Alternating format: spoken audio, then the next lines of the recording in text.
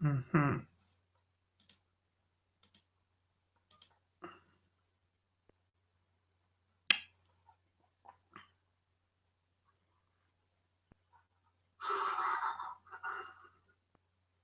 Mhm.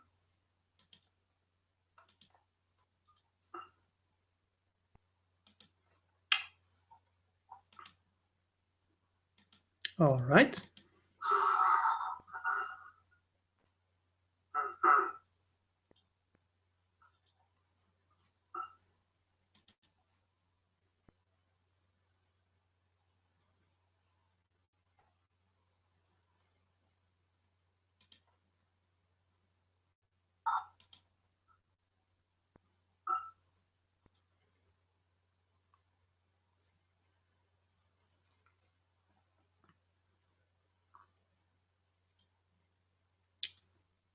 Time to share this.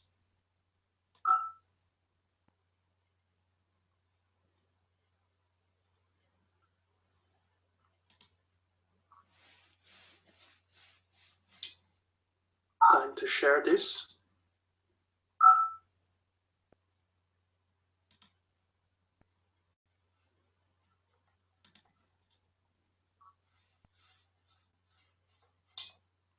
Time to share this.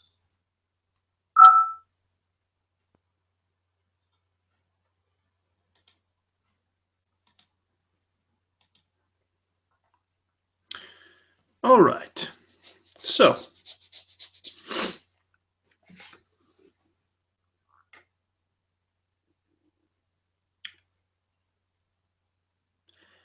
hello there. I am Madhog Master, wishing you a merry holidays and whatnot. And please don't mind this. I'm just playing around with the options on Google's Hands Out. So, I received this book for Christmas, George Orwell's 1984. It's a classic to say the least. Um, it was a gift by my dad, and he also had the mind of gifting me a English version of this book so that I can read it to you.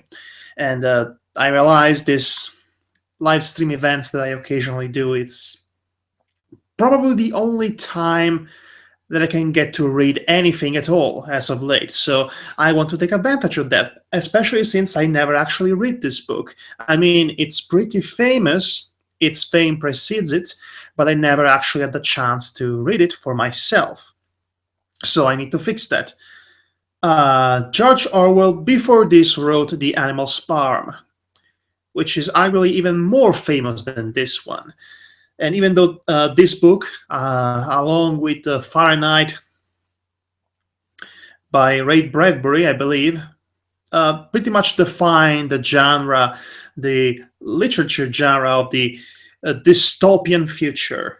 When you have a dystopian society, a totalitarian regime in which uh, privacy and individualism are sacrificed for the sake of insanely strict control. It's also the it's also the novel that inspired basically the birth of reality television. Ironically, mostly that one reality show called The Big Brother. So, in a way, in a very tragically ironic way, this book did predict the future. It was just not the future of 1984. Uh, yes. Word of advice for new coming writers: never. I mean, if you set your novel in a somewhat nearby but still distant future, never give this future a specific date. Otherwise, when the date actually comes and there is not being that kind of development you foresaw in your literature, your opus will be extremely dated. Am I right? 2001: A Space Odyssey. I mean, it's timeless for a variety of reasons, but not the title. Not the title in the slightest. But anyway, yeah, let's read this. Let's see if the novel itself has aged just as well as the title. Right. Background information. This, I believe, was written in 1949, or at least it was published in 1949. And at the time, television was basically just invented. So this is how a celebrated author imagines the future, the distant future of 1984 to be in the year of 1949. This should be interesting, if anything else. Let's get started.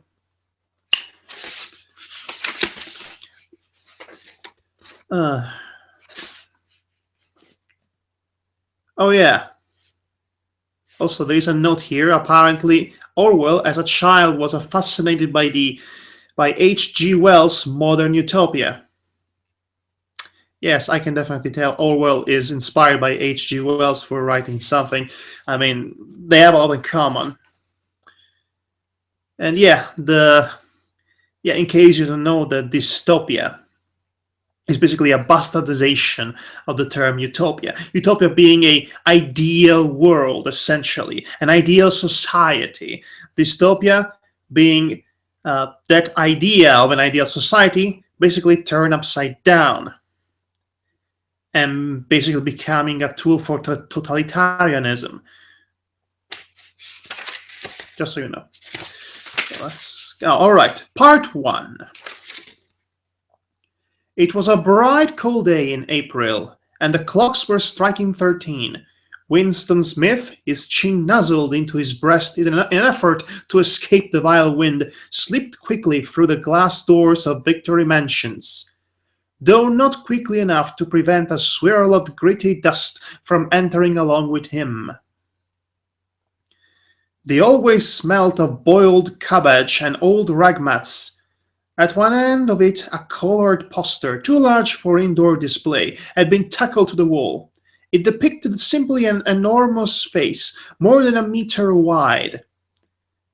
I should mention Orwell was English, so he's using the metric system here. In case you don't know what the metric system is because you're American, shame, ding, shame, ding. I have an evil face right now. You have to get this. You cannot be angry at such an obvious evil cartoonish face. All right. The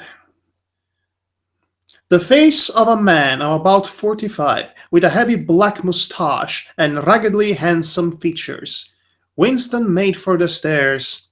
It was no use trying the lift. Even at the best of times, it was seldom working. And at present, the electric current was cut off during daylight hours. It was part of the economy drive in preparation for Hate Week. Hate Week. It's a thing. Wow, this book really did predict the future. It unwittingly predicted the birth of the internet, or at least 4chan. Hate Week. I'm loving this already.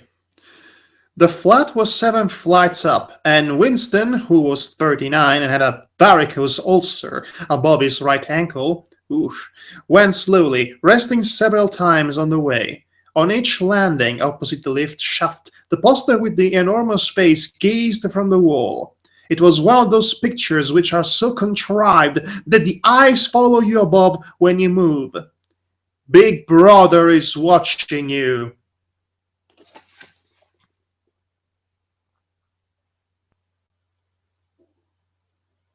Big Brother is watching you.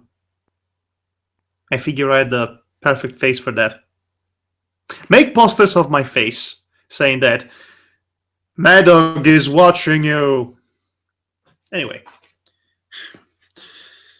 The caption makes grand. Inside the flat, a fruity voice was reading out a list of figures which had something to do with the production of pig iron.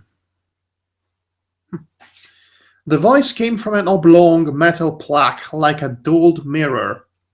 which formed part of the surface of the right-hand wall. Winston turned a switch and the voice sank somewhat, though the words were still distinguishable. I hate when a word is interrupted by the page turning. It's quite annoying for the reader. The instrument, the telescreen, it was called, the telescreen! Yes, it's called the telescreen. Nowadays, we just call it Skype. Could be deemed, but there was no way of shutting it off completely. He moved over to the window, a smallish, frail figure, the meagerness of his body merely emphasized by the blue overalls which were the uniform of the party. Party, by the way, with a capital P. So it's not the kind of woohoo, party hardy party. It's a political party. His hair was very fair, his face naturally sanguine, his skin roughened by a coarse soap and blunt razor blades and the cold of the winter that had just ended. Outside, even through the shut window pane, the world looked cold. Down in the street, little eddies of wind, interesting expression, were whirling dust and torn paper into spirals, and though the sun was shining and the sky a harsh blue, there seemed to be no color in anything, except the posters that were plastered everywhere. The black mustachioed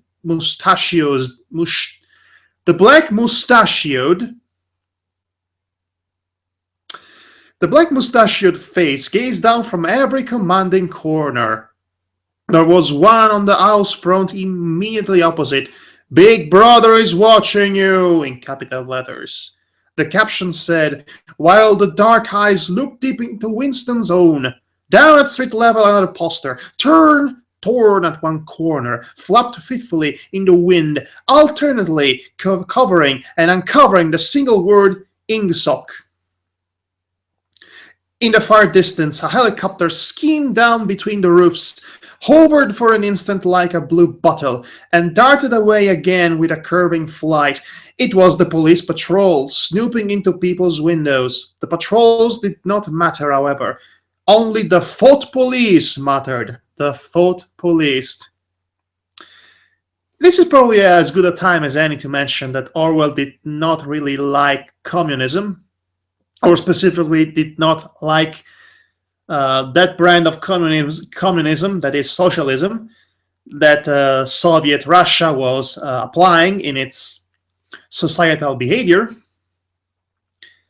And also The Animal's Farm was already an allegory about essentially the history of Soviet Russia, with all of its political intrigue and betrayals and what have you. So yes, every dystopian society ever made in the history of fiction essentially is inspired by Soviet Russia, or at least the Orwellian idea of socialism, Soviet Russia. So yeah, so whenever you come across a dystopia or a future totalitarian regime, most likely it's inspired from Soviet Russia, either that or Nazi Germany. But usually more the primary model is Soviet Russia. Just keep that in mind. I mean, it's kind of obvious. I mean, when you think about the stereotypical idea of socialism, you think about control and lack of individuality versus freedom of expression.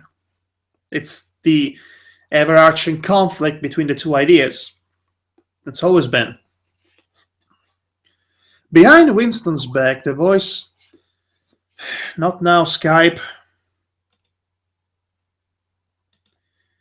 Yes, Ross, Merry Christmas to you too. You. Anyway, sorry about that. Behind Winston's back, the voice from the telescreen was still bubbling away about pig iron and the overfulfillment of the 9th three-year plan. Oh wait, I said Skype before, but really telescreen in this case is just television. A really big television screen. Any sound that Winston made above the level of a very low whisper would be picked up by it. Moreover, so long as he remained within the field of vision, which the metal plaque commanded, he could be seen as well as heard. By the way, this is an interesting tidbits about the invention of television. Before it was commercialized and sold to the masses in the 50s, becoming the tool that we all know and not love anymore, the first examples of a TV or a telescreen in this case actually have been existing since the 30s at the very least, and they were actually invented and thought to be instruments of war, or at least for communications in times of war, or something along those lines. So really, I think I know where Orwell is coming from in his description of the telescreen as this instrument for essentially ensuring totalitarian control to the masses, which is what most political entities have been using it, been used the media since the history of forever. You know, for some reason I'm thinking about the Bush administration right now. I wonder why. Just out there. I'll try to pick up the pace now. There was, of course, no way of knowing whether you were being watched at any given moment. How often or on what system? The thought police... I'm sorry, I cannot take thought police... I cannot take this name all that seriously. The thought police plugged in on any individual wire was guesswork. It was even conceivable that they watched everybody all the time. But at any rate, they could plug in your wire whenever they wanted to. You had to did live from habit that became instinct, in the assumption that every sound you made was overheard, and except in darkness, every movement scrutinized. Well, isn't this what every paranoid person think the world is like? Winston kept his back turned to the telescreen. It was safer, though, as he well knew. Even a back can be revealing. A kilometer away, the Ministry of Truth. The Ministry of Truth. The Ministry of Truth, and I thought the ministry names in Fallout Equestria were silly. I mean, the Ministry of Morale, the Ministry of Awesome, the Ministry of Truth. It fits. His place of work towered vast and white above the grimy landscape. This, he thought with a sort of vague distaste, this was London, chief city of Airstrip 1, itself the third most populous of the provinces of Oceania. I think you need to check your geography, Mr. Orwell. He tried to squeeze out some childhood memory that should tell him whether London had always been quite like this. Were there always these vistas of rotting 19th century houses, their sides shored up with bulks of timber, their windows patched with cardboard and their roofs with corrugated iron, their crazy garden walls sagging in all directions, and the bombed sites where the plaster dust swirled in the air and the willow herb straggled over the heaps of rubble, and the places where the bombs had cleared a larger patch and there had sprung up sordid colonies of wooden dwellings like chicken houses. But it was no use. It's no use! He could not remember. Nothing remained of his childhood except a series of bright lit tableaux occurring against no background and mostly unintelligible. The Ministry of Truth, Mini-True in Newspeak, was startlingly different from any other object in sight. By the way, there is an asterisk here in Newspeak, and apparently there is a hidden meaning here that I will read to you. Apparently, Newspeak was the official language of Oceania. For an account of its structure and etymology see appendix. I never liked these appendixes in my books. I think they're quite distracting. It was an enormous pyramidal structure of glittering white concrete, soaring up terrace after terrace, 300 meters into the air. From where Winston stood, it was just possible to read, picked out of its white face in elegant lettering, the three slogans of the party. War is peace, freedom is slavery, ignorance is strength. War is peace. That's an interesting take on Tolstoy, I have to say. The Ministry of Truth contained, it was said, 3,000 rooms above ground level and corresponding ramifications below. Scattered about London, there were just 3 other buildings of similar appearance and size. So completely did they dwarf the surrounding architecture that from the roof of Victory Mansions you could see all 4 of them simultaneously. They were the homes of the 4 ministries between which the entire apparatus of government was divided. Oh, I cannot wait to hear the name of these ministries. The Ministry of Truth, which concerned itself with news, entertainment, education, and the fine arts. The Ministry of Peace, makes sense, which concerned itself with war. Also makes sense in a twisted way. The Ministry of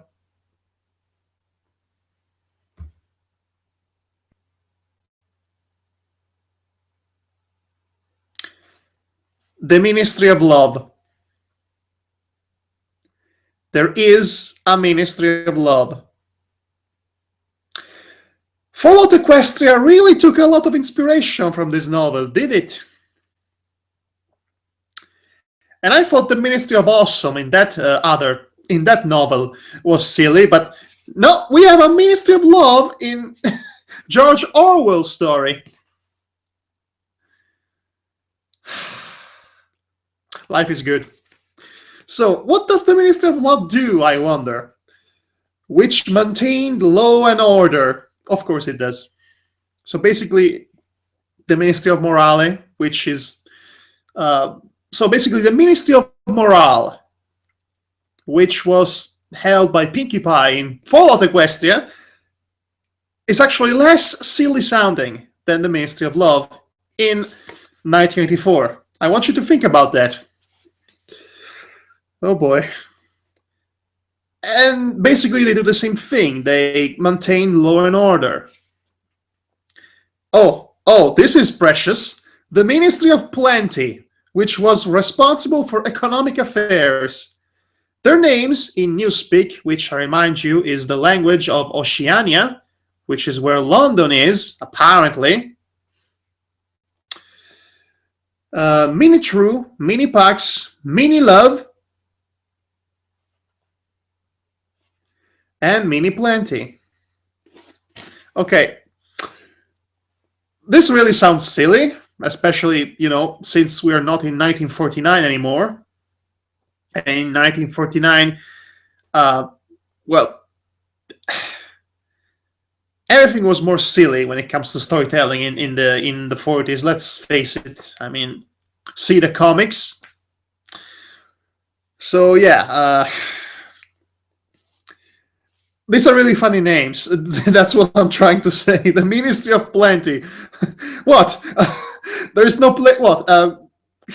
I'm expecting the Ministry of Silly Walks to make an appearance at this point. Oh, the Ministry of Silly Walks. Maybe you have the Ministry of putting things atop other things. Why not? This is turning into a Monty Python sketch at this rate. Oh man. Oh boy. Oh man, oh boy.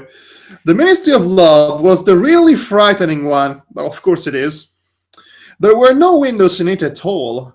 Well, with all that love they were making, clearly they needed their privacy. I'm so clever. Anyway, Winston had never been inside the Ministry of Love, nor within half a kilometer of it. It was a place impossible to enter except on official business, and then only by penetrating through a maze of barbed wire entanglements, steel doors, and hidden machine gun nests. Holy mother of frick. Even the streets leading up to its outer barriers were roamed by gorilla-faced guards in black uniforms, armed with jointed truncheons. I have no idea what this word means.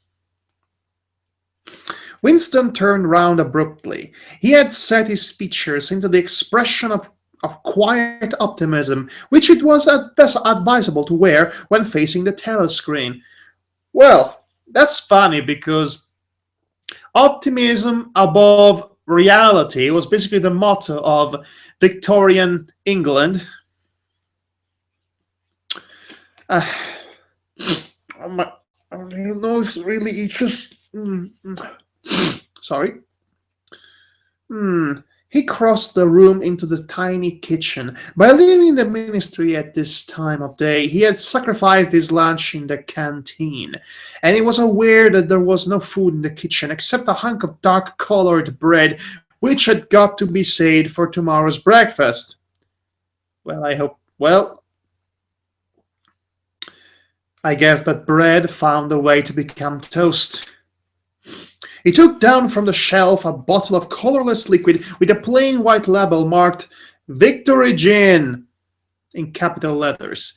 It gave off a sickly oily smell as of Chinese rice spirit. Winston poured out nearly a teacupful, nerved himself for a shock, and gulped it down like a dose of medicine. Instantly, his face turned scarlet, and the water ran out of his eyes. The stuff was like nitric acid, and moreover, in swallowing it, one had the sensation of being hit on the back of the head with a rubber club. The next moment, however, the burning in his belly died down, and the world began to look more cheerful. I understand that South Park reference now. You know which one. He took a cigarette from a crumpled packet marked Victory Cigarettes. I sense a theme here. And incautiously held it upright, whereupon the tobacco fell out onto the floor. With the next, he was more successful. He went back to the living room and sat down at a small table that stood to the left of the telescreen. From the table drawer, he took out a pen holder, a bottle of ink, and a thick, quarto-sized blank book with a red back and a marbled cover. For some reason, the telescreen in the living room was in an unusual position. Instead of being placed, as was normal, in the end wall where it could command the whole room, it was in the longer wall, opposite the window. The television screen governing every moment of your life. How apropos. How, ahead of its time. How it's, yeah. TV, am I right? The internet is laughing like television.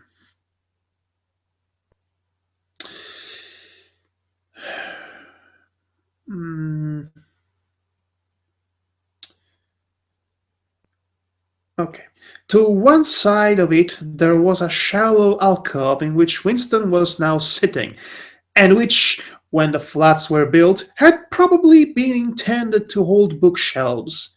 By sitting in the alcove, or maybe it's spelled alcove, I don't know, you tell me, and keeping well back, Winston was able to remain outside the range of the telescreen, so far as sight went. He could be heard, of course, although that's ironic. He's trying not to be in front of the television. That is ironic in so many ways. He could be heard, of course, but so long as he stayed in his present position, he could not be seen. It was partly the unusual geography of the room that had suggested to him the thing that he was now about to do. But before he does that thing, is there anyone in the chat? Anyone at all?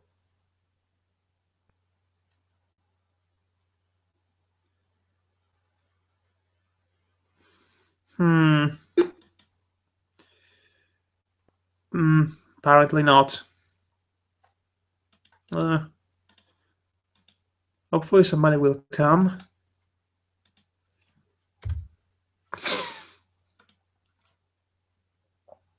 Anyway,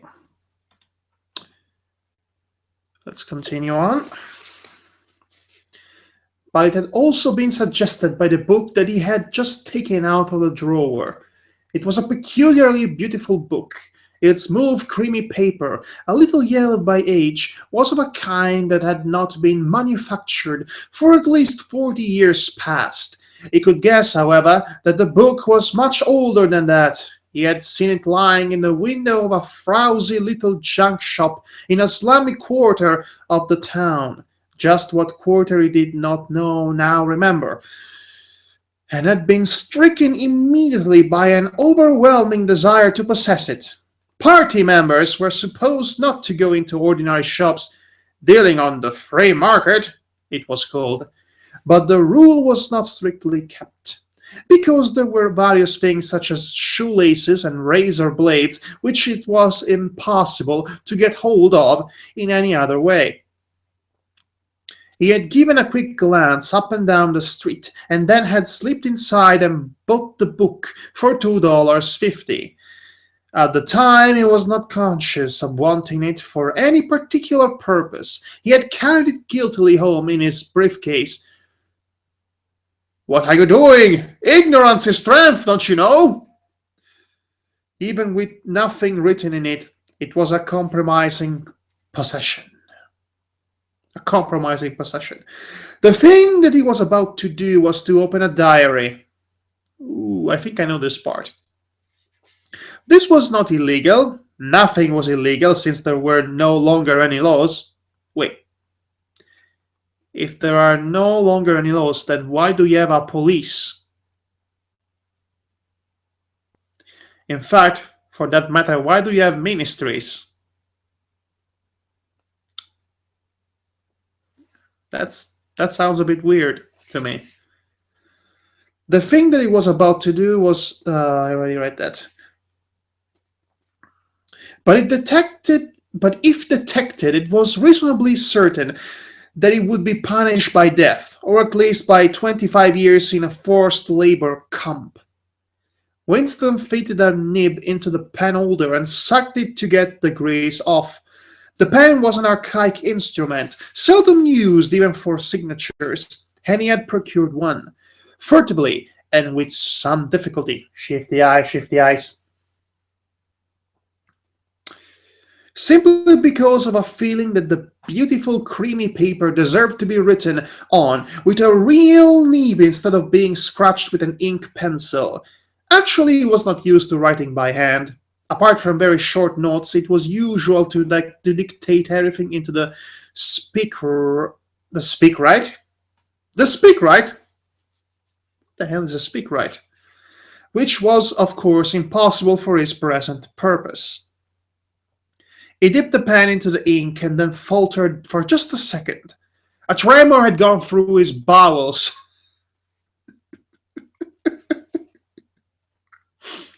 Sorry. That's juvenile.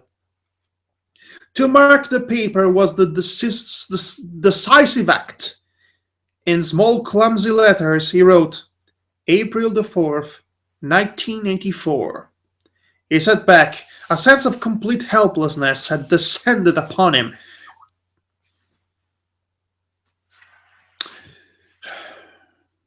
To begin with, he did not know with any certainty that this was 1984. It must be round about that date, since he was fairly sure that his age was 39, and he believed that he had been born in 1944 or 1945. But it was never possible nowadays to pin down any date within a year or two. Well,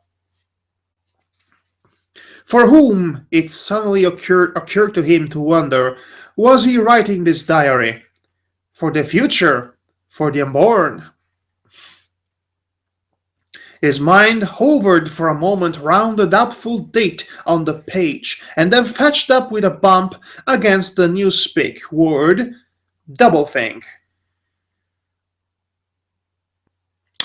You know, this newspeak language, it's actually eerily close to, well, um, abbreviated words, and the internet slang, basically. I mean, double think. A few missing letters away from LOL, if you think about it. Ooh, that's interesting. This was written in 1949, by the way. For the first time, the magnificent Madhog, getting one word right every 20 or so. For the first time, the magnitude of what he had undertaken and came home to him. How could you communicate with the future?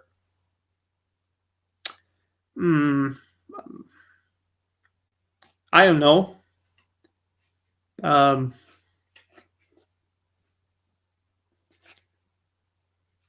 I think I had a joke in mind, but I lost it. It was on its nature impossible. It was of its nature impossible. Either the future would resemble the present, in which case it would not listen to him, or it would be different from it, and his predicament would be meaningless. For some time he sat gazing stupidly at the paper. The telescreen had changed over to strident military music. It was curious that he seemed not merely to have lost the power of expressing himself, but even to have forgotten what it was that he had originally intended to say. For weeks past he had been making ready for this moment, and it had never crossed his mind that anything would be needed except courage. The actual writing would be easy.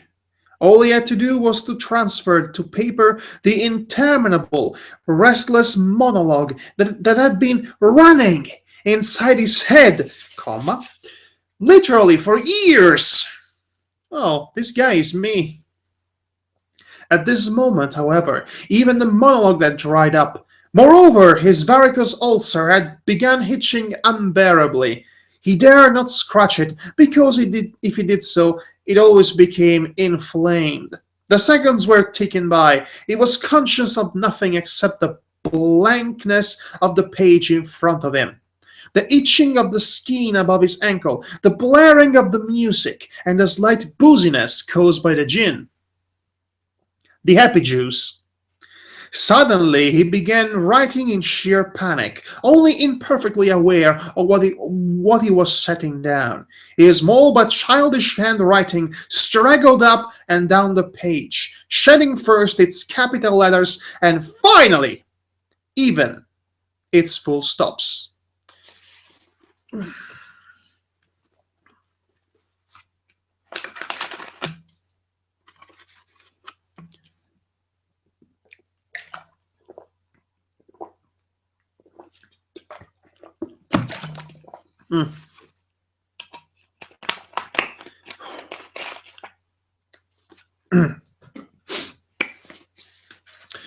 Now he begins. This is what he wrote down. April the 4th, 1984. Wait, What voice should I give this guy? What voice indeed? Huh.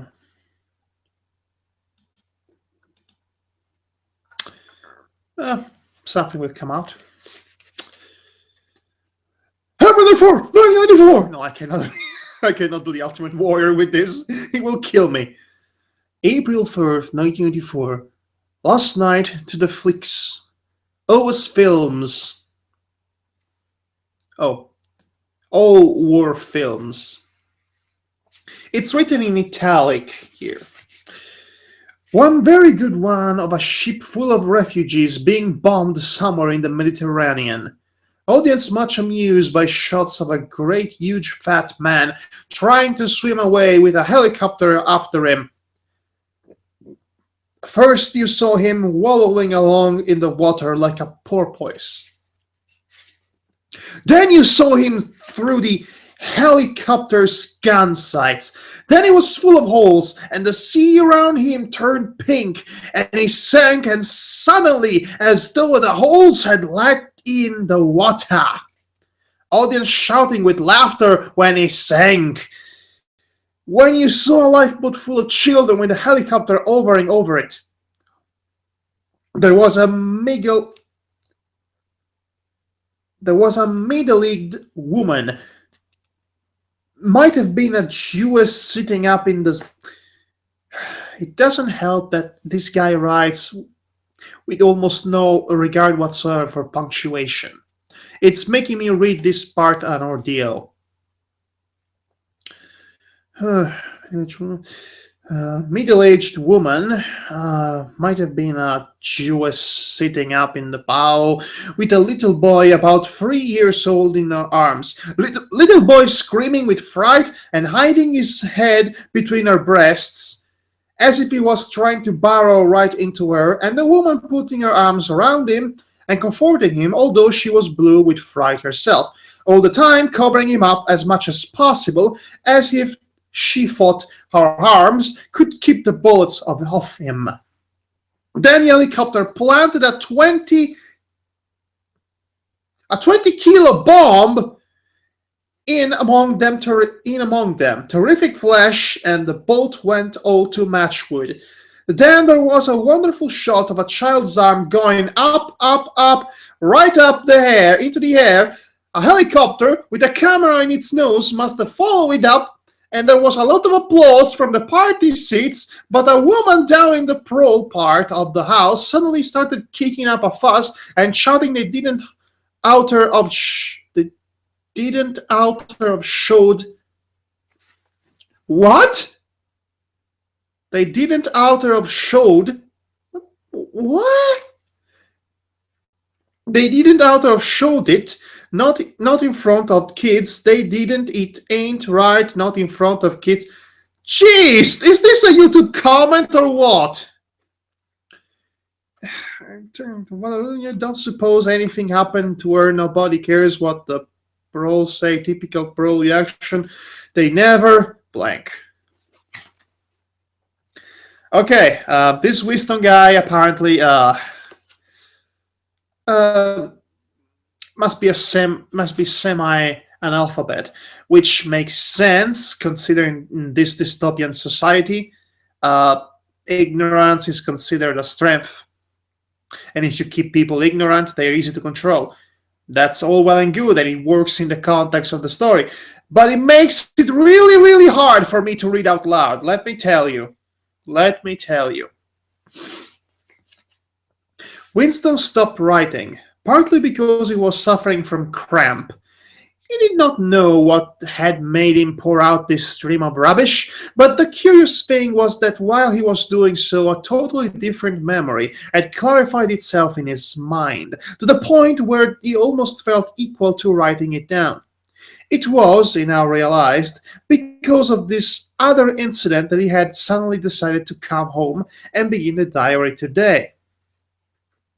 It had happened that morning at the ministry, if anything so nebulous could be said to happen. It was nearly 1100. which means for you Americans it's 11 a.m. And in the records department where Winston worked, they were dragging the chairs out of the cubicles and grouping them in the center of the hall, opposite the big telescreen, in preparation for the 2 minutes hate. The 2 minutes hate. Huh? Winston was just taking his place in one of the middle rows when two people whom he knew by sight but had never spoken to came unexpectedly into the room. One of them was a girl whom he often passed in the corridors. He did not know her name, but he knew that she worked in the fiction department. Presumably, since he had sometimes seen her. Okay, I love this. It's called the Ministry of Truth, and the Ministry of Truth has a fiction department. So deep. So deep. Subtle, I should say. So subtle. Huh. Presumably, since he had sometimes seen her with oily ends and carrying a spanner, she had some mechanical job on one of the novel-writing machines. She was a bold-looking girl of about 27, with thick dark hair, a freckled face, and swift, athletic movements. Oh gee, I wonder if she's going to be the one who convinces him to join some sort of rebellion. I mean, that's usually how these stories go. Ever since then. Also, I see already a lot of similarities with Fahrenheit.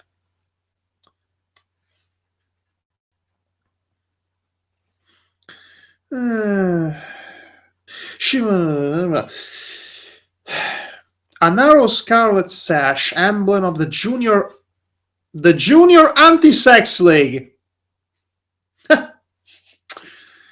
Well, they would go on to invent Tumblr, but was wound several times round the waist of her overalls, just tightly enough to bring out the shapeliness of her hips. Winston had disliked her from the very first moment of seeing her. He knew the reason. It was because of the atmosphere of oaky fields and cold baths and community hikes and general clean-mindedness which she managed to carry about with her. He disliked nearly all women, and especially the young and pretty ones. "Oh, humbug this young pretty lady one day. Get off my yard, you young'uns."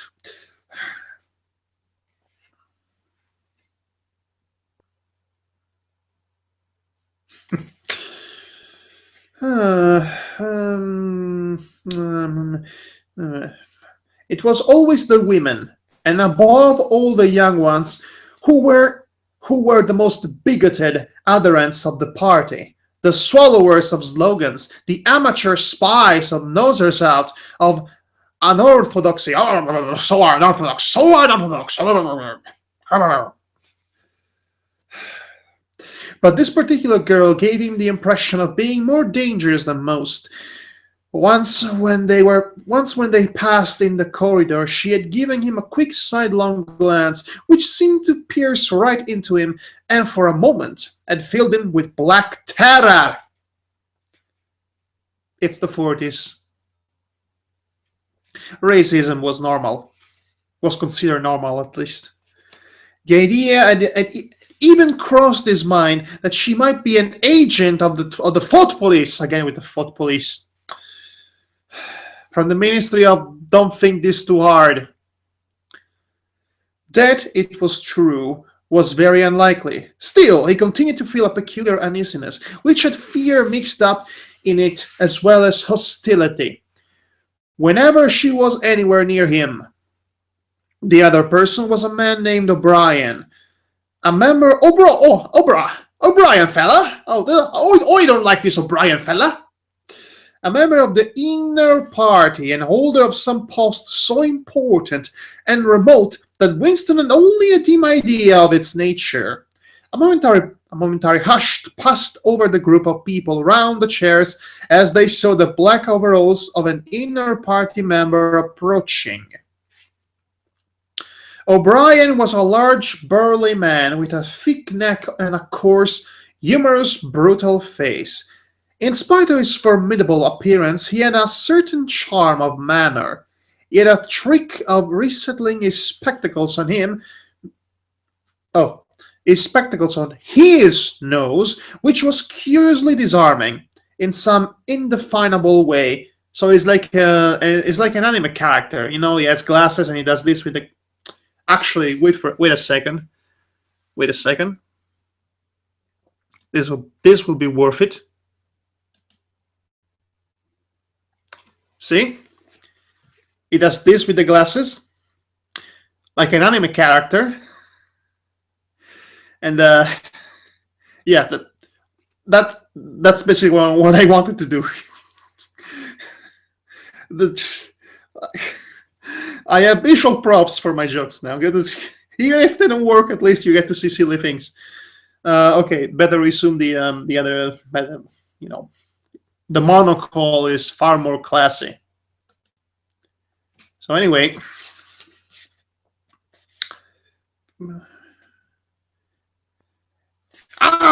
It was a genuine witch. If anyone had still thought it such terms, matey, it might have recalled an 18th century nobleman offering his snuff box, matey.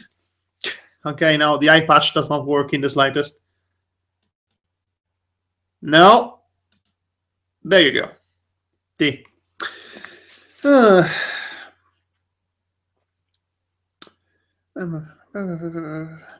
Winston had seen O'Brien perhaps a dozen times in almost as many years.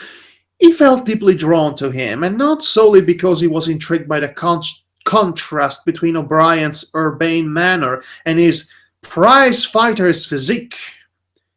Much more it was because of a secretly held belief, or perhaps not even a belief, merely a hope, that O'Brien's political orthodoxy was not perfect. Something in his face suggested it irresistibly. Must be the glasses. And again, perhaps it was not even an orthodoxy that was written in his face, but simply intelligence. But at any rate, he had the appearance of being a person that you could talk to.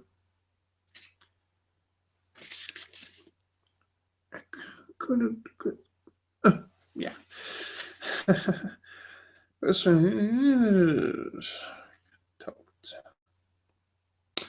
If somehow you could cheat the telescreen and get him alone, that is.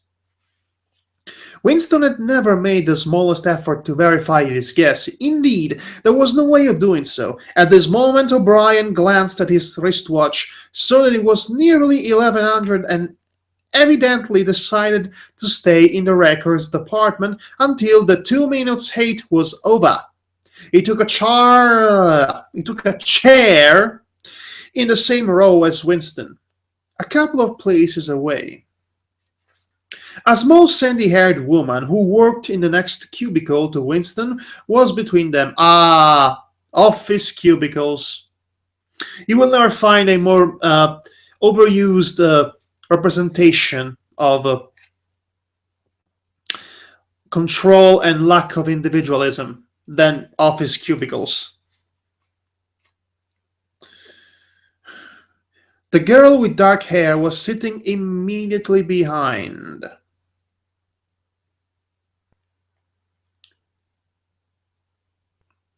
The next moment, a hideous, grinding screech as of some monstrous machine running without oil burst from the big telescreen at the end of the room. It was a noise that set one's teeth on edge and bristled the air and at the back of one's neck. The hate had started, and thus 4chan was born. As usual, the face of Immanuel Goldstein, the enemy of the people, had flashed onto the screen. Oh, it must be the leader of the rebelling group. There is always one. There were hisses here and there among the audience. Hiss! I like to imagine them all cats now. Hiss! Hiss! Actually, wait. I think I got you covered for the cat ears. I think. I hope. Oh, yes! I am cat now. Hiss! Hiss! Hear me hissing! Hiss! Hiss! Hiss! Yeah, let's not. Let's just not.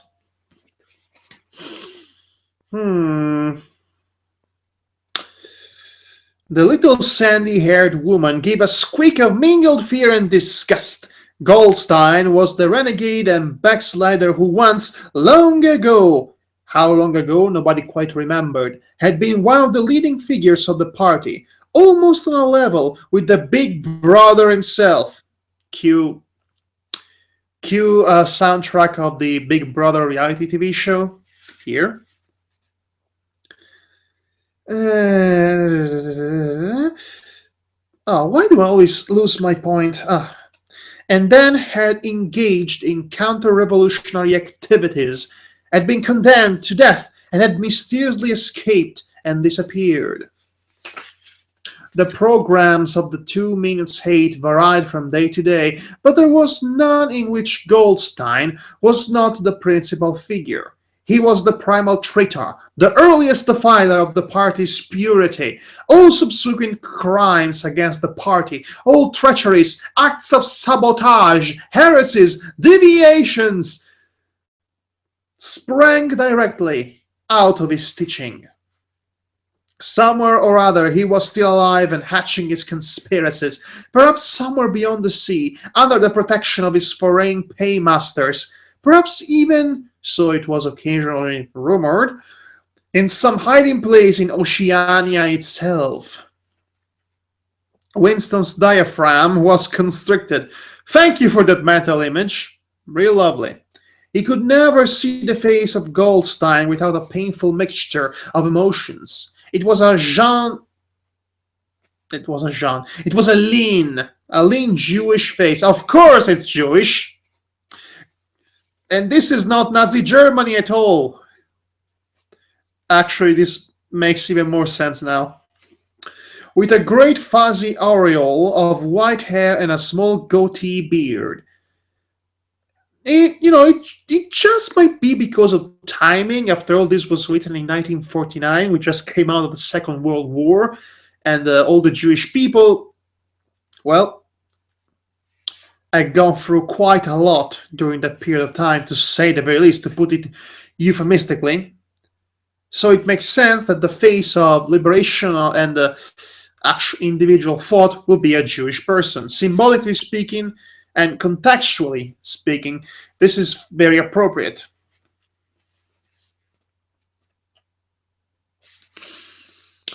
A clever face, and yet somehow inherently despicable, with a kind of senile silliness in the long thin nose near the end of which a pair of spectacles was perched. A long thin nose. Wow! Going with stereotypical caricatures, are we? Jeez.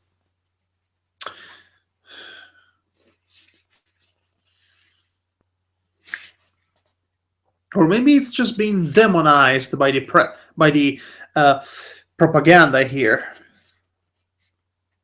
It resembled the face of a ship, and the voice too had a ship-like quality. Goldstein was delivering his usual venomous attack upon the doctrines of the party, an attack so exaggerated and perverse that a child should have been able to see through it, and yet just plausible enough to fill one with an alarmed feeling that other people, less level-headed than oneself, might be taken in by it. Oh, the irony of this sentence is infinite. He was abusing Big Brother. He was denouncing the dictatorship of the party. He was demanding the immediate conclusion of peace with Eurasia.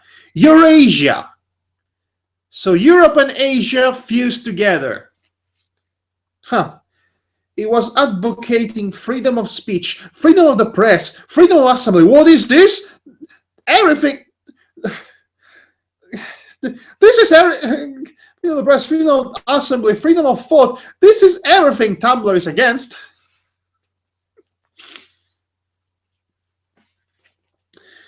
He was crying hysterically that the revolution had been betrayed, and all this in rapid polysyllabic speech, which was a sort of parody of the habitual style of the orators of the party, and even contained newspeak words, more newspeak words indeed, that any party member would normally use in real life. And all the while, lest one should be in any doubt as to the reality which Goldstein's specious claptrap covered, behind his head on the telescreen there marched the endless columns of the Eurasian army, row after row of solid-looking men with expressionless Asiatic faces, who swarmed up to the surface of the screen and vanished, to be replaced by others exactly similar. The dull rhythmic tramp of the soldiers' boots formed the background to Goldstein's bleating voice. You know what?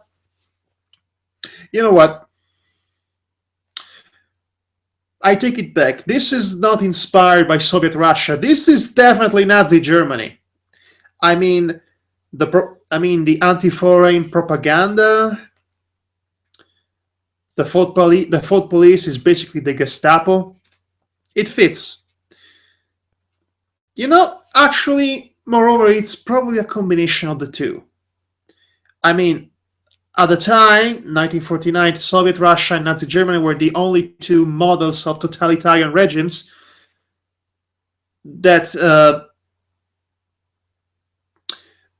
were basically renowned. Well, there was fascism, the Italian fascism, but Nazi Germany is basically an evolved version of that, so it covers that as well.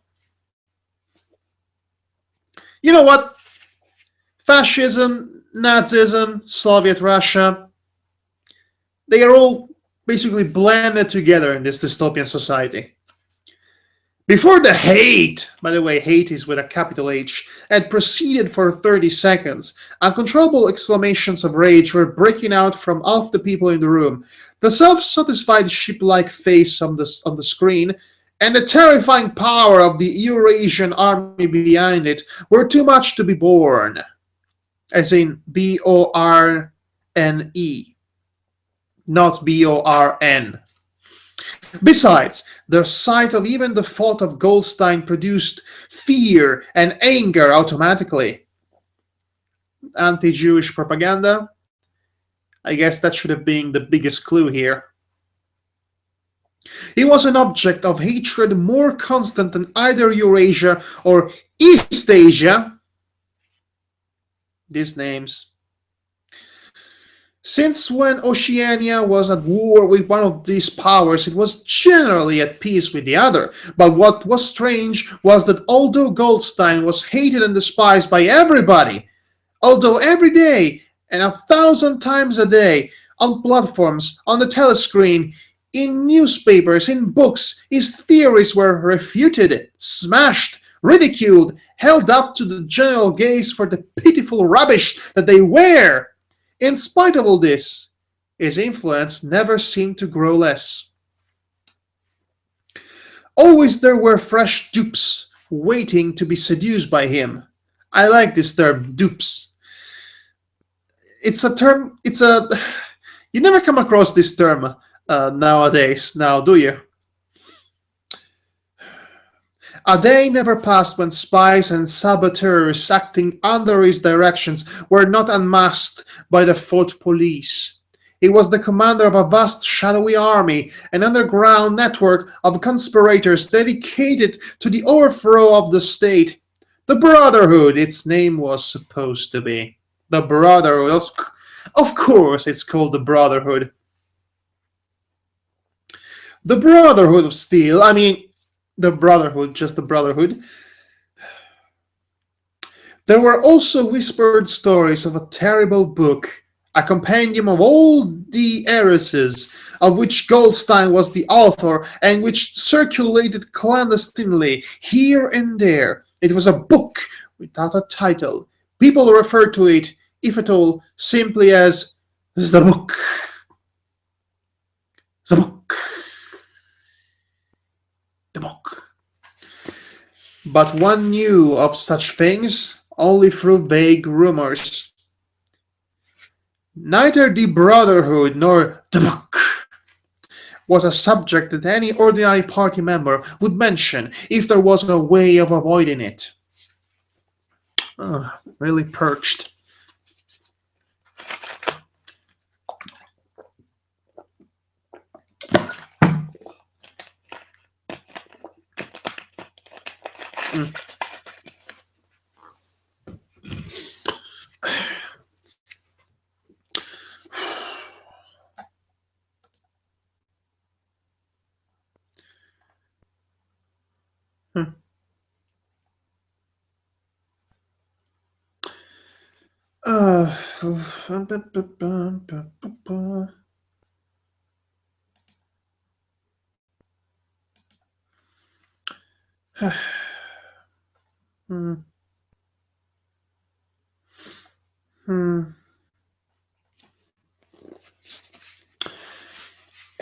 In its second minute, the hate rose to a frenzy. People were leaping up and down in their places and shouting at the tops of their voices in an effort to drown the maddening, bleating voice that came from the screen. The little sandy-haired woman had turned bright pink, and her mouth was opening and shutting like that of a landed fish.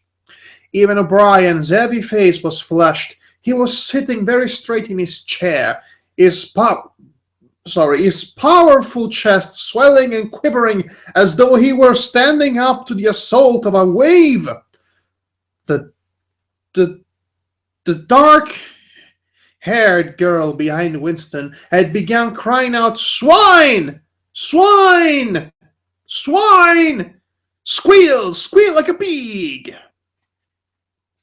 And suddenly she picked up a heavy Newspeak dictionary and flung it at the screen. Yes, that's what I think of this language. No, wait.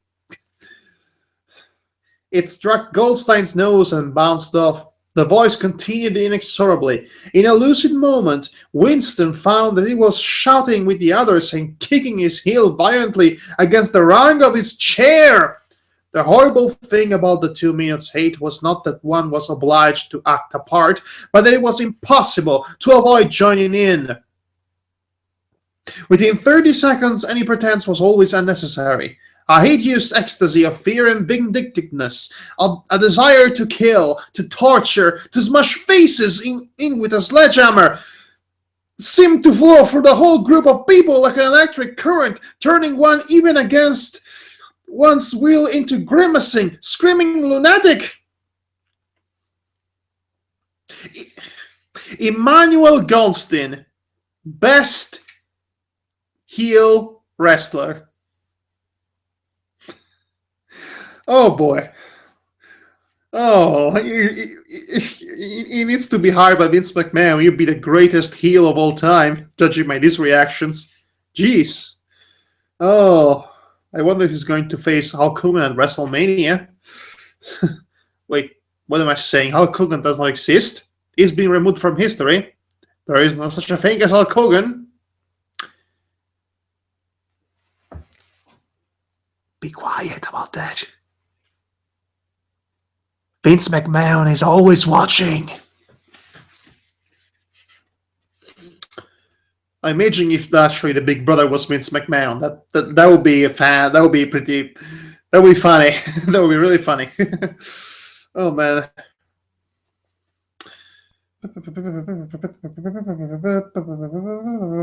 I always missed.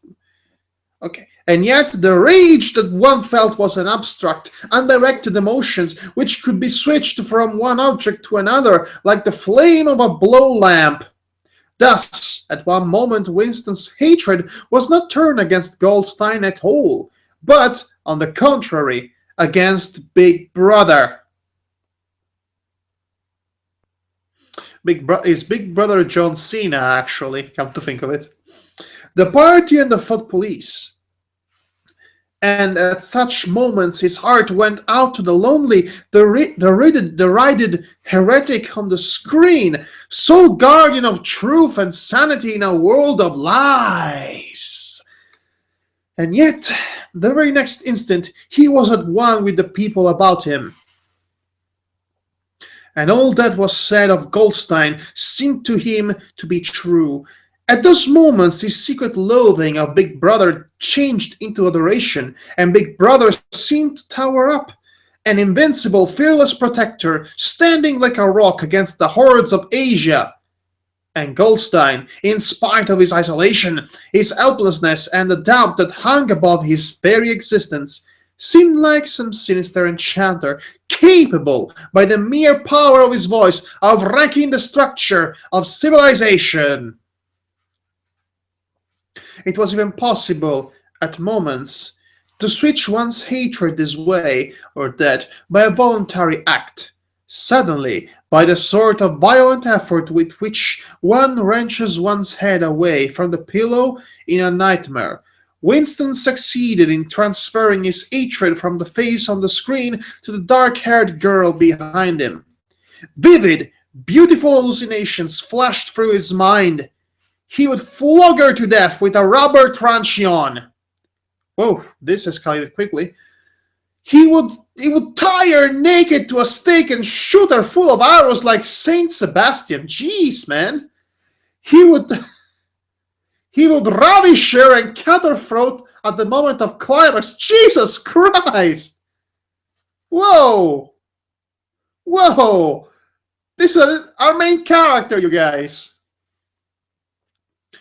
Better than before, moreover, he realized why it was that he hated her.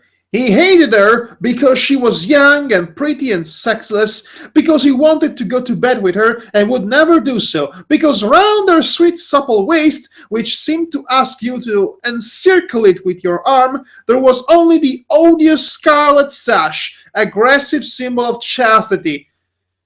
Okay, so this person is more sexually frustrated than that guy from Silent Hill 2, it would seem. Ugh, jeez. I guess the big brother must have outlawed masturbation too. The hate rose to its climax. Come on, seriously?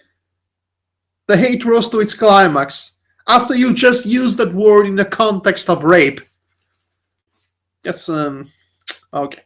The voice of Goldstein had become an actual ship's bleat, and for an instant the face changed into that of a ship. Then the ship face melted into the figure of a Eurasian soldier who seemed to be advancing, huge and terrible, his submachine gun roaring and seeming to spring out on the surface of the screen, so that some of the people in the front row actually flinched backwards in their seats. But in the same moment, drawing a deep sigh of relief from everybody, the hostile figure melted into the face of Big Brother, black-haired, black-mustachioed, full of power and mysterious calm, and so vast that it almost filled up the screen. Nobody heard what Big Brother was saying. It was merely a few words of encouragement, the sort of words that are uttered in the din of battle. Not distinguishable individually, but restoring confidence by the fact of being spoken. Then the face of Big Brother faded away, and instead the three slogans of the party stood out in bold capitals. War is peace, freedom is slavery, ignorance is strength. I would just like to say that in spite of the this let's say this hate-filled fantasy going a bit too far towards that woman, this is actually a pretty potent moment. It seems he wants to capture what it feels like to be exposed to essentially war propaganda, and to to instill rage and fear in one's heart, which might not actually be directed to the source of the propaganda itself,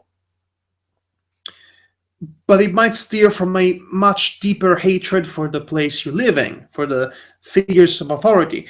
But they are redirected and manipulated in such a way that they make you feel, they give you this false sense of security when the actual figure of authority shows up to quote unquote save the day. This is a war propaganda 101 back in the 40s. A really well done scene. But the face of Big Brother seemed to persist for several seconds on the screen, as though the impact that it had made on everyone's eyeballs was too vivid to wear off immediately.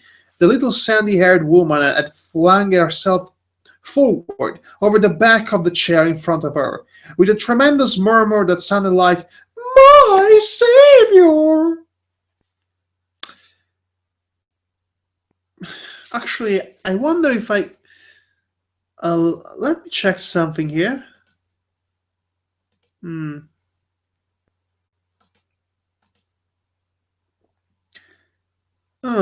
Well, I could use this.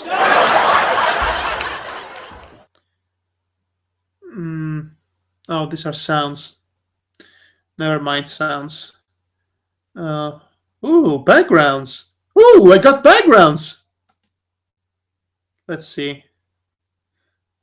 Oh, this is amazing. I mean, I'm melting a bit in the background, but this is amazing. Okay, what's this? I'm at the beach now. That is so cool. I was looking for woman's lips to do the "my savior" bit, but this is so much better. Oh my. Oh my. Oh, I love this.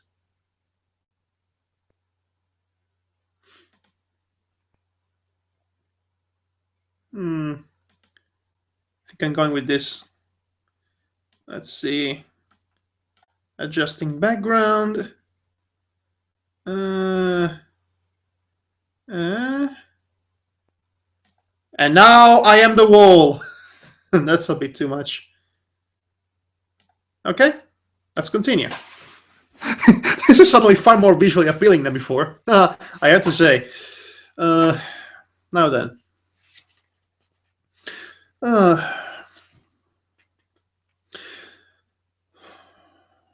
She extended her arms towards the screen.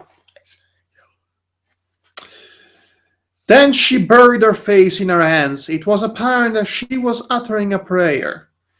At this moment, the entire group of people broke into a deep, slow, rhythmical chant of "BB, BB, BB."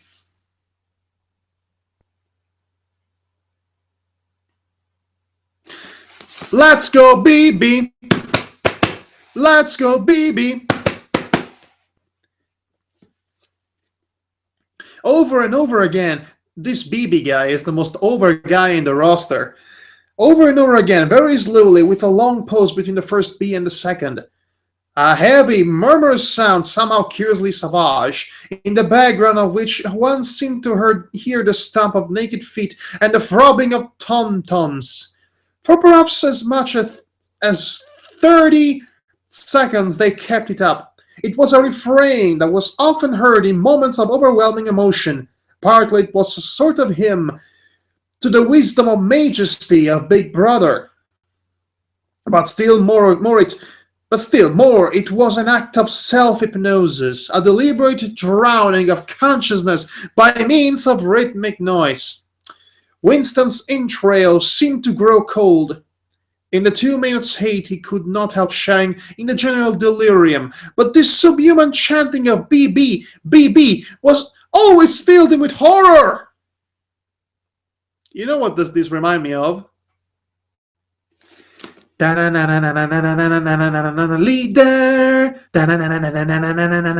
leader, leader, leader.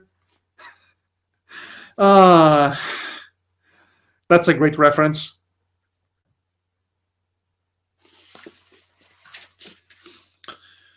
Of course he chanted with the rest. It was impossible to do otherwise. It was Homer Simpson.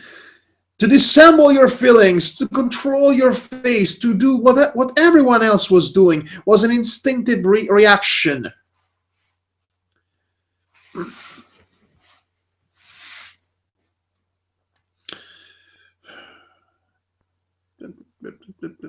Ouchie.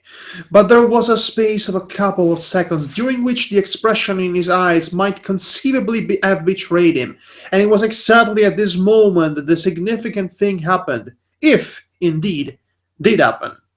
Momentarily, he caught O'Brien's eye. O'Brien had stood up. He had taken off his spectacles and was in the act of resettling them on his nose with his charismatic gesture.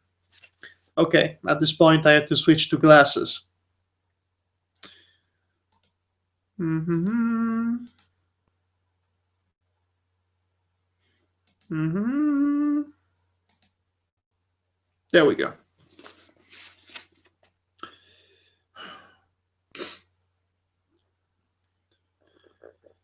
It's not really cursed. But there was a fraction of a second when their eyes met, and for as long as it took to happen, Winston knew. Yes, he knew. That O'Brien was thinking the same thing as himself. An unmistakable message had passed. It was as though their two minds had opened, and the thoughts were flowing from one into the other through their eyes. I am with you. Oh, they are using anime-style telepathy to communicate with each other. You know, how men do. I know what you're thinking.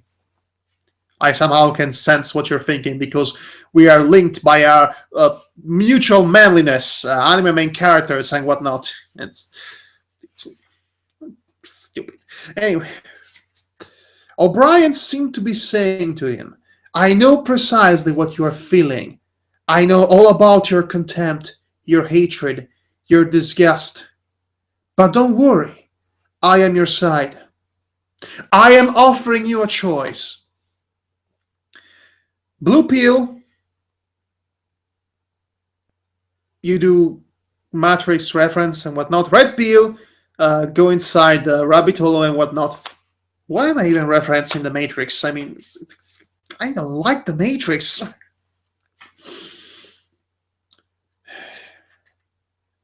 And then the flash of intelligence was gone, and O'Brien's face was as inscrutable as everyone else. That was all, and he was already uncertain whether it had happened. Such incidents never had any sequel. Oh yeah, such incidents never had any sequel. Tell that to the First World War. Yeah. All that they did was to keep alive in him the belief or hope that others besides himself were the enemies of the party. Perhaps the rumors of vast underground conspiracies were true after all. Perhaps the Brotherhood really existed. It was impossible, in spite of the endless arrests and confessions and executions, to be sure that the Brotherhood was not simply a myth. Some days he believed in it, some days not. There was no evidence. Only fleeting glimpses that might mean anything or nothing. Snatches of overheard conversation. Faint scribbles on laboratory walls. Once even when two strangers met. A small movement of the hands which had looked as though it might be a signal of recognition. It was all guesswork, though. Very likely he had imagined everything. He had gone back to his cubicle without looking at O'Brien again. The idea of following up the momentary contact hardly crossed his mind. It would have been inconceivably dangerous even if he had known how to set about doing it. For a second, 2 seconds, they had exchanged an equivocal glance, and that was the end of the story. But even that was a memorable moment in the locked loneliness in which one had to live. Winston roused himself and sat up straighter. He let out a belch. The gin was rising from his stomach. His eyes refocused on the page. He discovered that while he sat helplessly musing, he had also been writing, and though by automatic action. It was no longer the same cramped, awkward handwriting as before. His pen had slid voluptuously over the smooth paper, printing in large, neat capitals, "Down with Big Brother! Down with Big Brother! Down with Big Brother! Down with Big Brother! Down with Big Brother!" Exactly 5 times.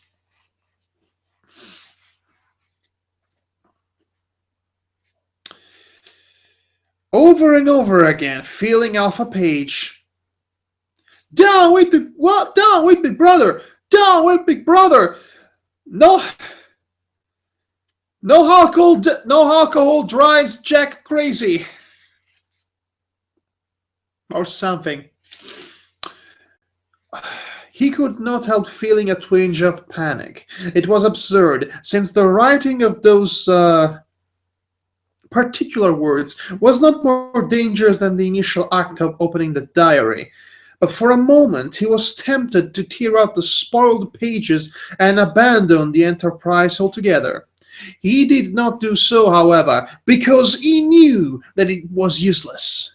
Whether he wrote "Down with Big Brother" or whether he refrained from writing it made no difference. Whether he went on with the diary or whether he did not go on with it made no difference. The thought police would get him just the same. He had committed, would still have committed, even if he had never set pen to paper, the essential crime that contained all others in itself. Thought crime, they called it. There we go with the silly names again. Thought crime was not a thing that could be concealed forever. You might dodge successfully for a while, even for years, but sooner or later they were bound to get you. It was always at night. The arrests invariably happened at night. The sudden jerk out of sleep, the rough hand shaking your shoulder, the lights glaring in your eyes, the ring of hard faces round the bed. In the vast majority of cases there was no trial, no report of the arrest. People simply disappeared. Always during the night, your name was removed from the registers. Every record of everything you've ever done was wiped out. Your one-time existence was denied and then forgotten. You were abolished, annihilated, vaporized was the usual word. For a moment he was seized by a kind of hysteria. He began writing in a hurried, untidy scrawl. "They'll shoot me if I don't care. They'll shoot me, I don't care. They'll shoot me in the back of the neck, I don't care. Down with Big Brother, they always shoot you in the back of the neck, I don't care. Down with Big Brother blank." He sat back in his chair, slightly ashamed of himself, and laid down the pen. The next moment he started violently. There was a knocking at the door. Well, it must be the neighbor.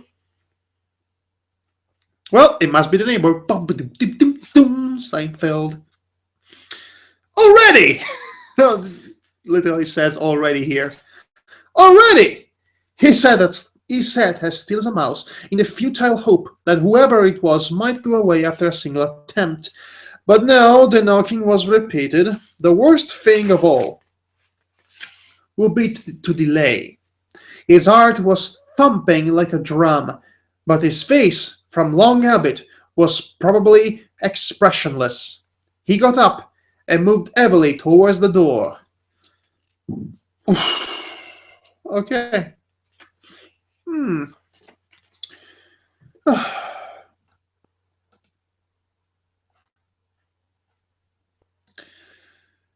Right then.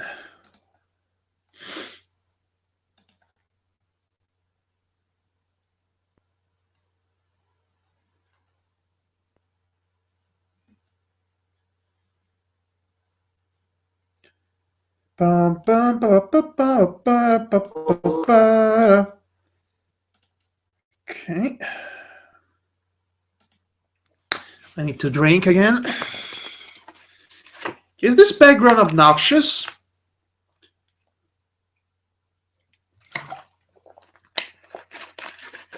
I don't know. I kind of like the idea of myself merging with the background as if I were a ghost or something.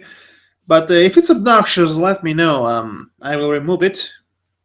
Actually, let me play around with that for a second.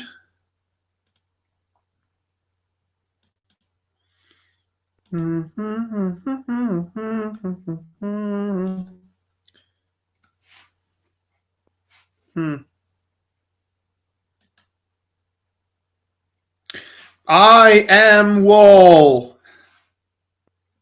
Now that's ridiculous. And if I do this, it disappears completely.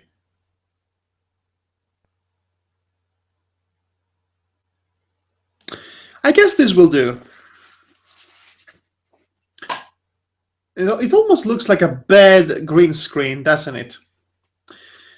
As he put his hand to the doorknob, Winston saw that he had left the diary open on the table. "Down with Big Brother" was written all over it, in letters almost big enough to be legible across the room. It was an inconceivably stupid thing to have done.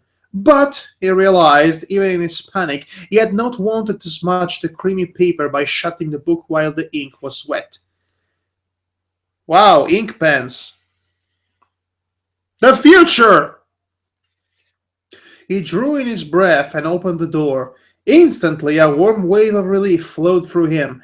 A colorless, crushed-looking woman with wispy hair and a lined face was standing outside. "Oh, comrade!"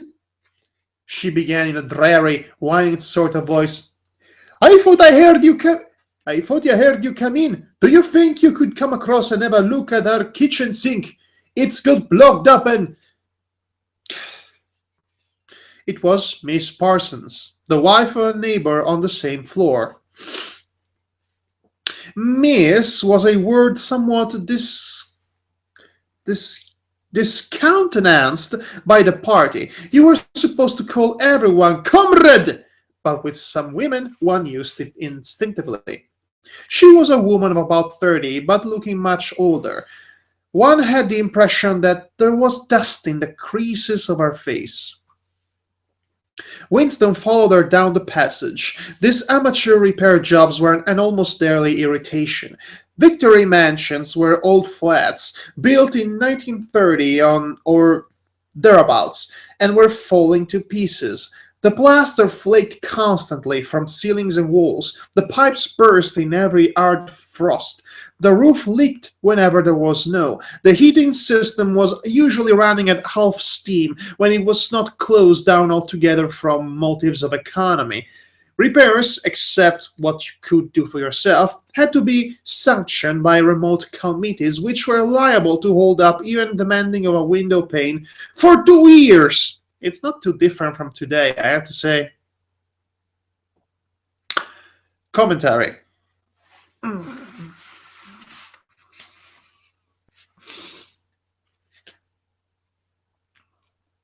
Of, of course it's only because Tom isn't home, said Miss Parsons vaguely. The Parsons flat was bigger than Winston's, and dingy in a different way. Everything had a battered, trampled-on look, as though the place had just been visited by some large violent animal. Games, impedimenta, hockey sticks, boxing gloves, a burst football, a pair of sweaty shorts turned inside out, lay all over the floor. And on the table there was a litter of dirty dishes and dog-eared exercise books. On the walls were scarlet banners of the Youth League and the Spies, and a full-sized poster of Big Brother.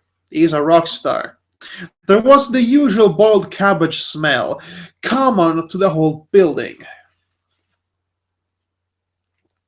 But it was shot through by sharper reek of sweat, which one knew this as the first sniff, though it was hard to say how, was the sweat of some person not present at the moment. In another room, someone with a comb and a piece of toilet paper was trying to keep tune with the military music, which was still issuing from the telescreen. It's the children, said Miss Parsons, casting a half apprehensive glance at the door. They haven't been out today, and of course she had a habit of breaking off her sentences in the middle. The kitchen sink was full nearly to the brim with filthy greenish water, which smelt worse than ever of cabbage. Winston knelt down and examined the angle joint of the pipe. He hated using his hands, and he hated bending down, which was always liable to start him coughing. Miss Parsons looked on helplessly. Of course, if Tom was home, I'd put it right in a moment, she said. He loves anything like that. He's ever so good with his hands, Tom is. Parsons was Winston's fellow employee at the Ministry of Truth. He was a fattish but active man of paralyzing stupidity, a mass of imbecile enthusiasms, one of those completely unquestioning, devoted drudges on whom more even than on the foot police, the stability of the party depended. At 35, he had just been unwillingly evicted from the Youth League, and before graduating into the Youth League, he had managed to stay on in the Spies for a year beyond the statutory age. At the ministry, he was employed in some subordinate post for which intelligence was not required, but on the other hand, he was a leading figure on the sports committee and all the other committees engaged in organizing community hikes. Spontaneous demonstrations, savings campaigns, and voluntary activities generally. He would inform you with quiet pride, between whiffs of his pipe, that he had put in an appearance at the community center every evening for the past 4 years. An overpowering smell of sweat, a sort of unconscious testimony to the strenuousness of his life, followed him about wherever he went, and even remained behind him after he had gone. Have you, have you got a spanner? Said Winston, fiddling with the nut of the angle joint. A spanner? Said Miss Parsons, immediately becoming invertebrate. I don't know, I'm sure. Perhaps the children. There was a trampling of boots and another blast of the comb as the children charged into the living room.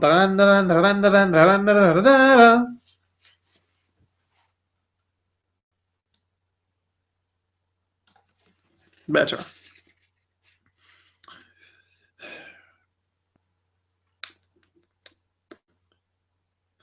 Miss Parsons brought the spanner. Winston let out the water and disgustedly removed the clot of human hair that had blocked up the pipe. He cleaned his fingers as best he could in the cold water from the tap and went back into the other room. Up with your hands! Yelled a savage voice. A handsome, tough-looking boy of 9 had popped up from behind the table and was menacing him with a toy automatic pistol. While his most watch out, if it's anything like the gun in A Christmas Story, you're going to shoot your eye out. While his small sister, about 2 years younger, made the same gesture with a fragment of wood. Both of them were dressed in the blue shorts, grey shirts, and red neckerchiefs, which were the uniform of the Spies.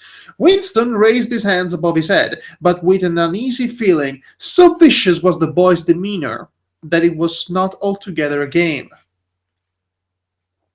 You're a traitor! Yelled the boy. You're a foot criminal! You're a Eurasian spy! I'll shoot you! I'll vaporize you! I'll send you to the salt mines! The salt mines, really? Wow, this really was written in 1949. Suddenly, they were both leaping out around him, shouting traitor and foot criminal, the little girl imitating her brother in every movement. It was somehow slightly frightening, like the gambolling of tiger cubs, which will soon grow up into man-eaters. There was a sort of calculating ferocity in the boy's eye, a quite evident desire to hit or kick Winston, and a consciousness of being very nearly big enough to do so. Wow, Winston is 9. Jeez. Mm. It was a good job. It was not a real pistol he was holding, Winston thought.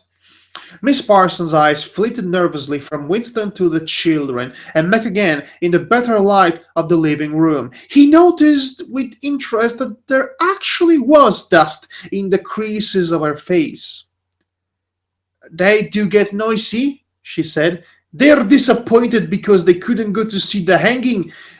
That's what it is. I'm too busy to take them, and Tom won't be back from working time.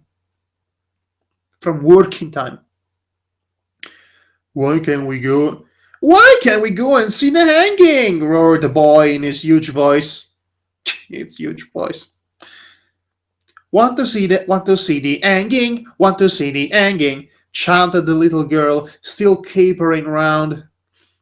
Some Eurasian prisoners guilty of war crimes were to be hanged in the park that evening. Winston remembered. This happened about once a month and was a popular spectacle. Children always clamored to be taken to see it. He took his leave of Miss Parsons and made for the door. But he had not gone 6 steps down the passage when something hit the back of his neck, an agonizingly painful blow. It was as though a red-hot wire had been jabbed into him. He spun round just in time to see Miss Parsons dragging her son back into the doorway while the boy pocketed a catapult. A catapult? Goldstein!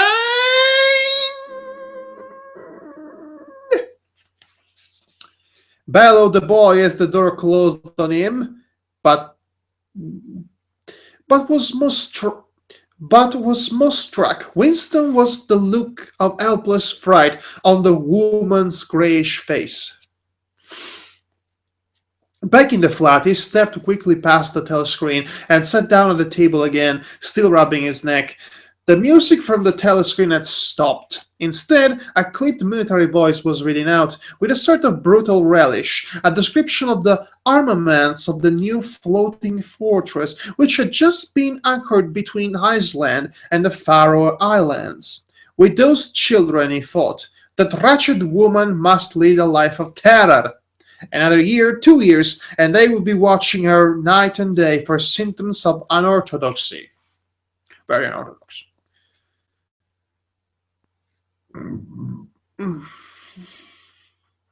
Nearly all children nowadays were horrible. What was worst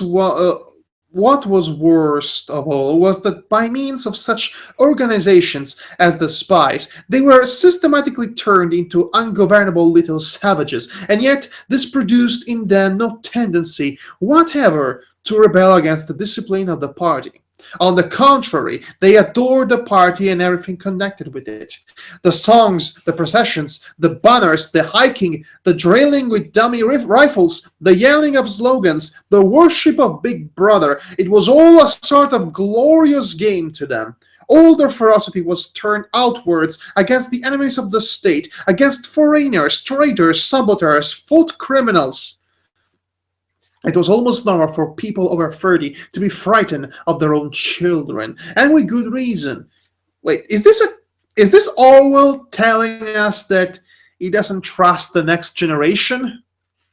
Because I think he's capturing the mentality of the period when it comes to at least the adults and the man that the kids in the 50s are going to be rebelling without a cause against.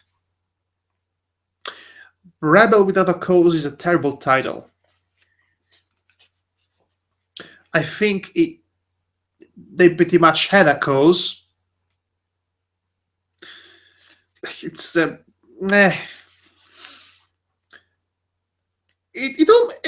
also, Rebel Without a Cause sounds like such a patronizing title.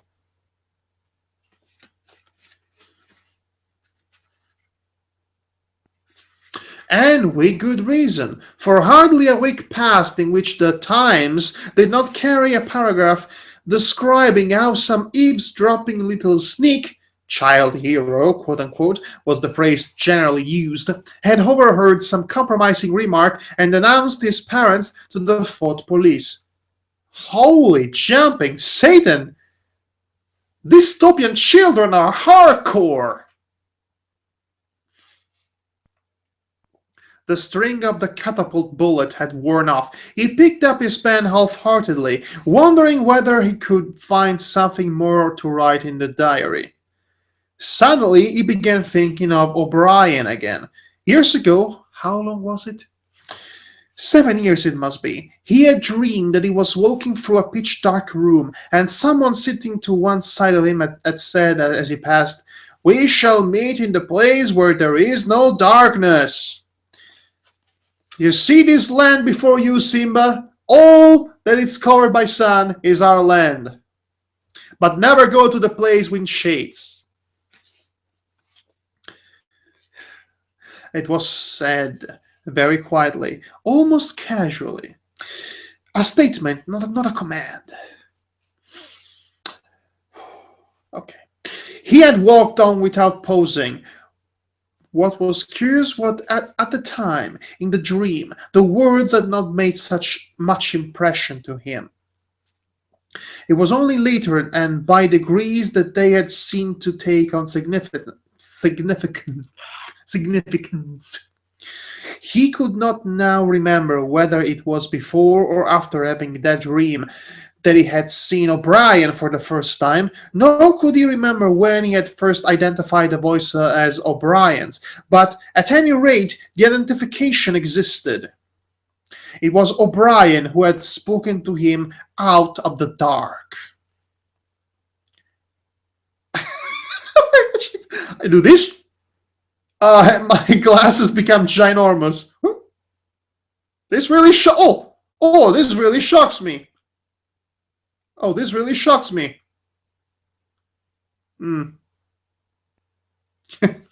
It's funny.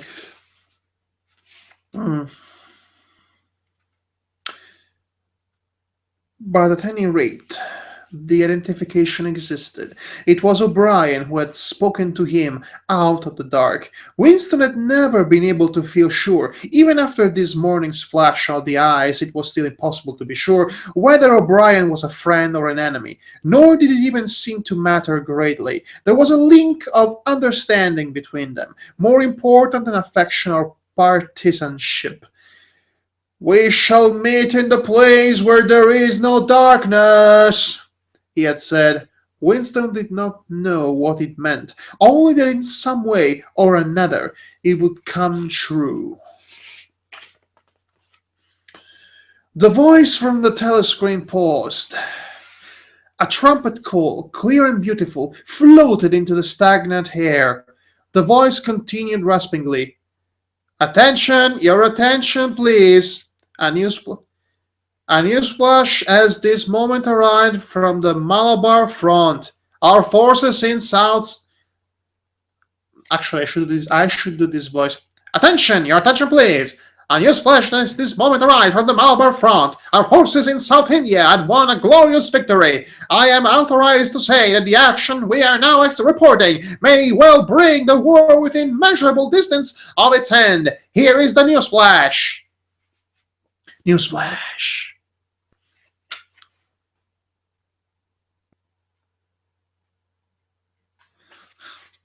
Bad news coming, thought Winston, and sure enough, following on a gory description of the annihilation of a Eurasian army, with stupendous figures of killed and prisoners, came the announcement that as from next week, the chocolate ration will be reduced from 30 grams to 20.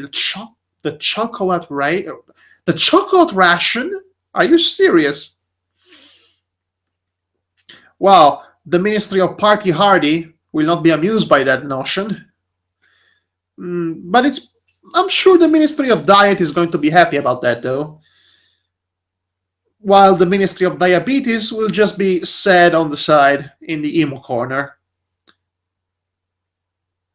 Silly ministries. with their silly names. I'm getting a bit tired. I think couple more pages, then I shall stop. Winston belched again. The gin was wearing off, leaving a deflated feeling. The telescreen, perhaps to celebrate the victory, perhaps to drown the memory of the lost chocolate, crashed into Oceania. "'Tis for thee!" I believe it's the national anthem. You were supposed to stand to attention. However, in his present position, he was invisible. "Oceania, this for thee," gave way to lighter music. Winston walked over to the window, keeping his back to the telescreen. The day was still cold and clear, somewhat far away. Somewhere far away, a rocket bomb exploded with a dull, reverberating roar. Well, that was sudden. About 20 or 30 of them a week were falling on London at present. Down in the street, the wind flapped the torn poster to and fro, and the word "Ingsoc" fitfully appeared and vanished. Ingsoc. It's funny. It's interesting because the bombing of London was really not all that long ago from the year this novel was written. So the memory of that turbulent and quite frankly fearful moment in British history of the 20th century was still inevitably very fresh in the mind of everyone. Ingsoc, the sacred principles of Ingsoc, newspeak, doublethink, the mutability of the past. He felt as though he were wandering in the forests of the sea bottom, lost in a monstrous world where he himself was the monster. He was alone, the past was dead, the future was unimaginable. What certainty had he that a single human creature now living was on his side? And what way of knowing that the dominion of the party would not endure forever? Forever. Like an answer, the three slogans on the white face of the Ministry of Truth came back to him. War is peace, freedom is slavery, ignorance is strength. He took a 25-cent piece out of his pocket. There, too, in tiny clear lettering, the same slogans were inscribed, and on the other face of the coin the head of the big brother. Even from the coin the eyes pursued you. On coins, on stamps, on the covers of books, on banners, on posters, on the wrapping of a cigarette packets, on T-shirts, on various bits of merchandise. We can never get rid of John Cena, I mean the big brother. Everywhere!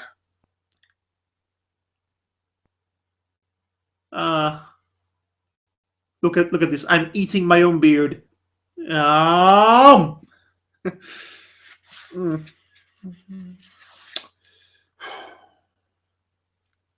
Always the eyes watching you and the voice enveloping you. Asleep or awake, working or eating, indoors or out of doors, in the bath or in bed, no escape. Nothing was your own except the few cubic centimeters inside your skull. The sun had shifted around, and the myriad of windows of the Ministry of Truth, with the light no longer shining on them, looked grim as the loopholes of a fortress. His heart quailed before the enormous pyramidal shape. It was too strong. It could not be stormed. 1,000 rocket bombs would not batter it down. He wondered again for whom he was writing the diary, for the future, for the past, for an age that might be imaginary. And in front of him there lay not death but annihilation. And that's where the bombs fell. War. War never changes. Predictable references never change. Nothing was your own except a few cubics. The sun had shifted around, and the mirrored windows of the Ministry of Truth, with the light no longer shining on them, looked grim. Oh God, I already read this. Uh, He wondered again for whom he was writing the diary, blah, blah, blah, blah. Oh God, I already read all this part. The diary would not be reduced to ashes and himself to vapor. The diary would be reduced to ashes and himself to vapor. Only the foot police would read what he had written before they wiped it out of existence and out of memory. How could you make appeal to the future when not a trace of you, not even an anonymous word scribbled on a piece of paper, could physically survive? The telescreen struck 14. He must leave in 10 minutes. He had to be back at work by 14:30. Curiously, the chiming of the hours seemed to have put new heart into him. He was a lonely ghost uttering a truth that nobody would ever hear. But so long as he uttered it, in some obscure way, the continuity was not broken. You better keep the continuity straight, you Star Wars filmmakers.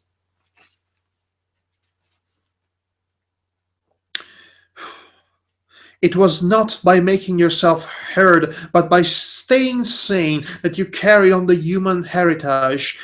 He went back to the table, dipped his pen, and wrote, "To the future or to the past, to a time when thought is free, when men are different from one another and do not live alone." Oh, he suddenly learned how to write. Well, I guess having individual thoughts automatically cure you from analphabetism. What the?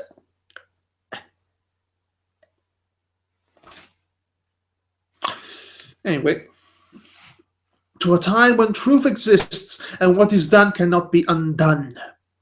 From the age of uniformity, from the age of solitude, from the age of Big Brother, from the age of doublethink, greetings. This doesn't make any sense. This is not coherent and consistent at all with what was his writing style beforehand, which I assume it was supposed to represent the level of ignorance that people are generally kept into in such a dystopian society. But now he suddenly can write so well. That's my suspension of disbelief has poofed away right now. He was already dead. You're already dead, he reflected. It seemed to him that it was only now, when he had begun to be able to formulate his thoughts. Oh, sure, now you try to justify that he had taken the decisive step. The consequences of every act are included in the act itself. He wrote, "Thought crime does not entail death. Thought crime is death."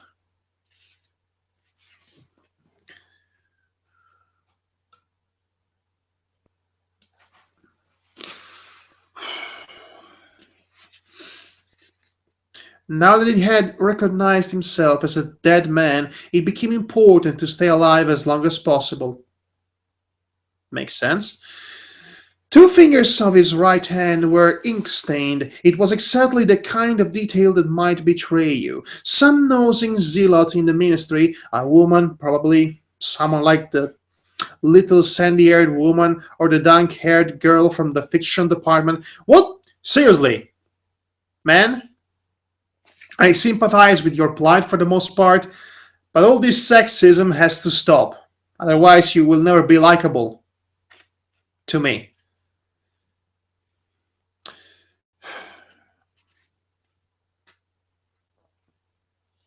Might start wondering why he had been writing during the lunch interval, why he had used an old-fashioned pen, what he had been writing, and then drop a hint in the appropriate quarter. He went to the bathroom and carefully scrubbed the ink away with the gritty, dark brown soap which rasped your skin like sandpaper and was therefore well adapted for this purpose. He put the diary away in the drawer. It was quite useless to think of hiding it, but he could at least make sure whether or not its existence had been discovered. A hair laid across the page ends was too obvious. With the tip of his finger, he picked up an identifiable grain of whitish dust and deposited it on the corner of the cover, where it was bound to be shaken off if the book was moved.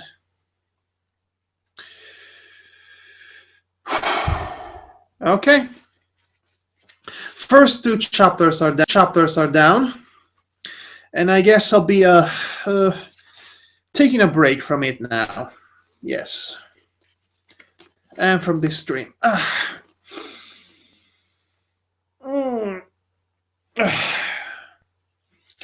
Well then, I guess see you next time for the continuation of 1984. If I feel like continuing it. I don't know yet. Maybe I will, maybe I won't. Maybe the world will end today. Who knows? I don't. Do you? Do you?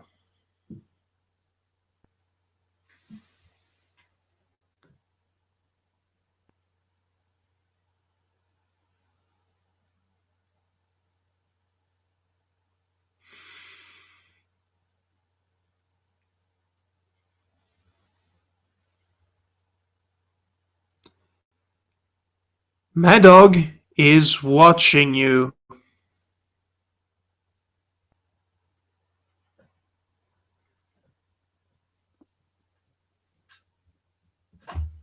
Okay, bye.